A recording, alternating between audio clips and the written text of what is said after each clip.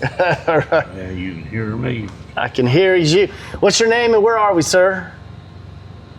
Dennis Stiles, Jonesboro, Tennessee. Now, Dennis, thank you for your service. We're at the VFW here in Jonesboro. Tell me about Eastern Tennessee. What's the way of life like here? I moved up here in 1972 after I came home from Vietnam.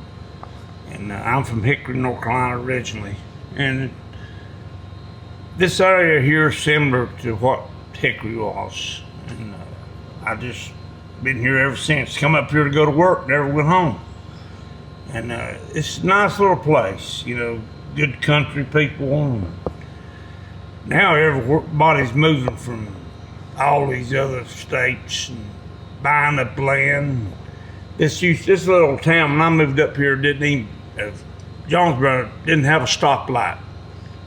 And it just grown, you know, and it's like every other city, just starting condos and houses and all that. It's not like the old country used to be, but it's still a nice place to live.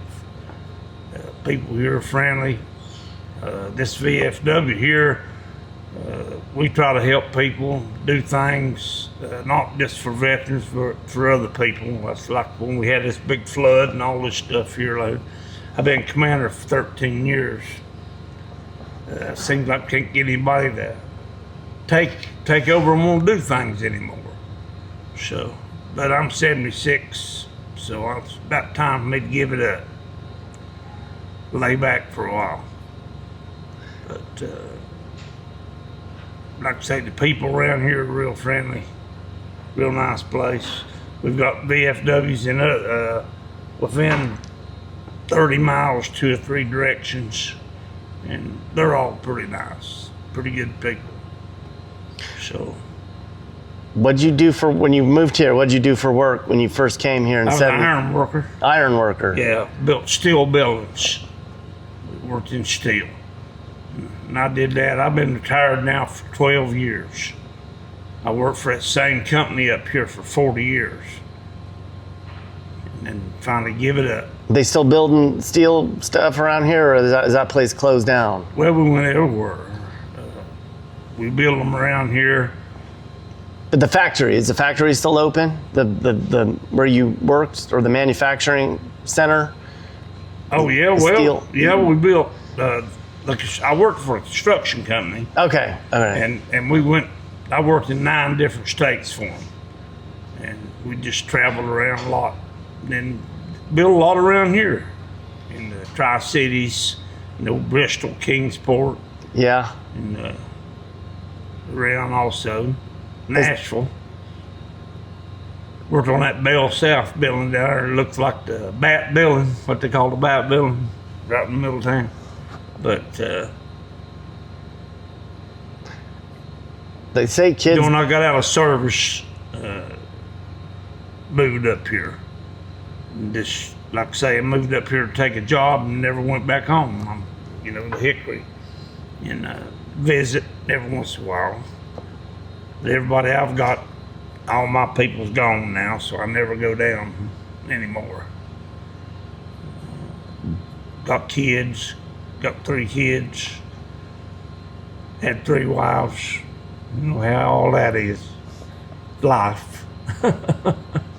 What's the most important decision you look back in your life and you thought you made a good decision? And what's a decision you look back and say that was a bad decision? A bad decision? A good and a bad decision, yeah.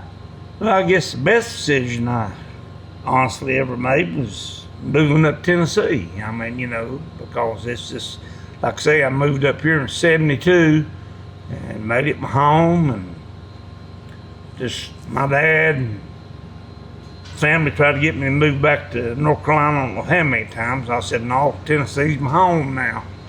So, and I don't know. I made a lot of bad decisions in my life, I guess, but I'd say I've paid for them. I don't really know how to pinpoint it down to the worst decision I ever made. I guess, do you have any like a regret that you look back and you're like, I wish I would have done something, you know? I mean, we all have it. Honestly, I don't know, because like I say, I'm 76, buddy. I've enjoyed my life. I don't really regret nothing. You know, I've lived my life. I guess you go back and talk to one of my ex-wives, they might give you some stuff that I made a bad decision, but I mean, you know, I don't know, really. Good. What advice would you give young people today? Do what? What advice would you give young people today coming up in this world, in this country? Get you a job, stick to it, and work for what you get. Don't expect people to just keep giving. That's what gets me about the young generation. They don't want to work, they want everything give to them. I mean, that's my feelings. It's a whole different ball game now than what it was when I was growing up. I mean, you wanted to work. I don't see how these kids nowadays, they rely on everybody else and they stay broke all the time. Nobody, I didn't want to stay broke. So I got out and I worked for what I had. And I've done pretty good for myself, I guess. Like I say, I've enjoyed life. I think a lot of these young generation need to go to the armed forces.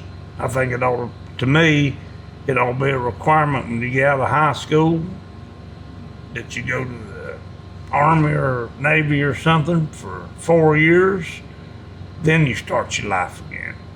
It ought to be just like going to school. It ought to be a requirement. Or they'll make a man out of you. And like I say, the generation not wanting to work, still living with their parents, you know, it's just, I'm just not a fan of all that. Nothing wrong with living with your people, but living off of your people is the thing that kind of gets me. So, I don't know. What does the Army teach you? When you were in the Army, what kind of lessons did you learn that you carried on throughout your life that young people would benefit from if they served? Oh, when I was in the Army? From the Army? Yeah, I mean, you like you're saying you think it should be a requirement that you serve the country. Well, you know, they just teach you the camaraderie, you know, with people, and when you're in the service, the guys you're serving with are your brothers, and it just different, you know. The Army was tough, but it was good in a way, because like I say, it made you. I was a kid, but I went in, and man, I'm gonna come out, and like I say, you want to get, it just helps you learn to get along with people, not rely on them to do everything for you. You know, work for what you get, and you'll feel better about things. And the kids, I guess the parents have pampered them so much, and exactly what's wrong now. It's not their fault. It's their parents' fault. And, you know, it's just,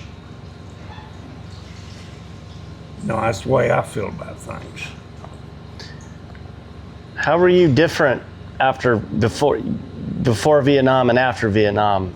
How did you change? How did that change you? Well, I was a different person when I came home to Vietnam. Just like a lot of other people.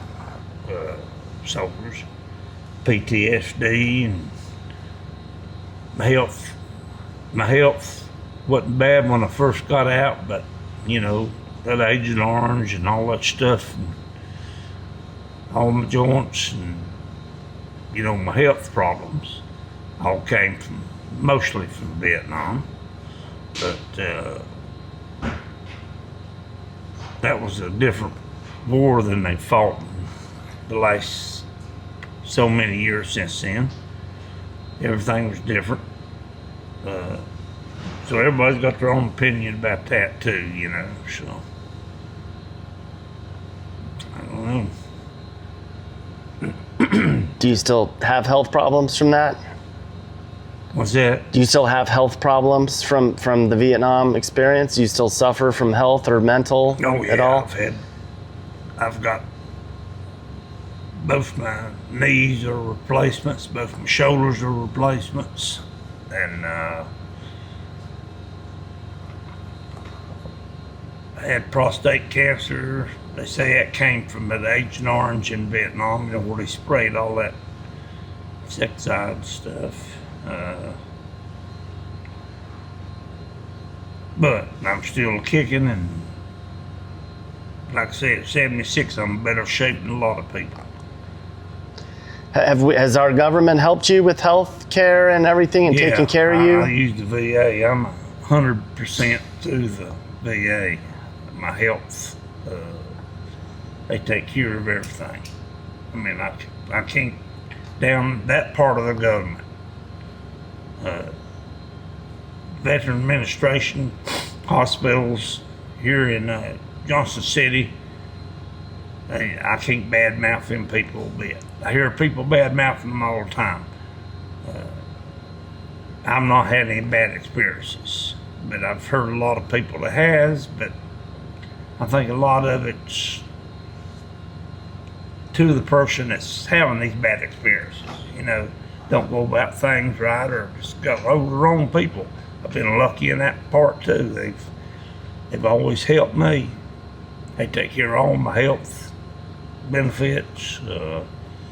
Plus, I draw money off the Veterans Administration, well, the government, I guess, for my illnesses. So I don't know. How does it make you feel when there's people that say they don't support our military? They don't support our armed forces. They're anti that, They're idiots, is the way I look at it. I mean, I served. I got drafted. I didn't join. And I got drafted, and I went and served my country like you're supposed to. When I was growing up, you was proud to serve your country. And like I say, I got drafted. I was already married, but I left, took my training, went straight to Vietnam, come back, spent some time at 2 different bases, and time to get out, I got out. And I didn't use any type of benefit from the VA until later on in my years when I started having a few health problems, because I worked, had good insurance, and didn't worry about it. But people that don't support our armed forces, and I just don't understand them. I don't know where they think we'd be if it wasn't for them. But that's just, part of how things are, I guess. People are, like I say, are idiots nowadays on how they feel about it. Don't support the government. So I don't care if it's Democrats or Republicans, it don't make any difference what you are. But how they could not treat the soldiers, I don't know. The people that don't support them, their butts ought to have to go places, And if the shoe was on the other foot, they might feel a little different. Half of them, these young kids, they're not going to go. You got a few to join and take pride in it. So, thank you, Commander. All right.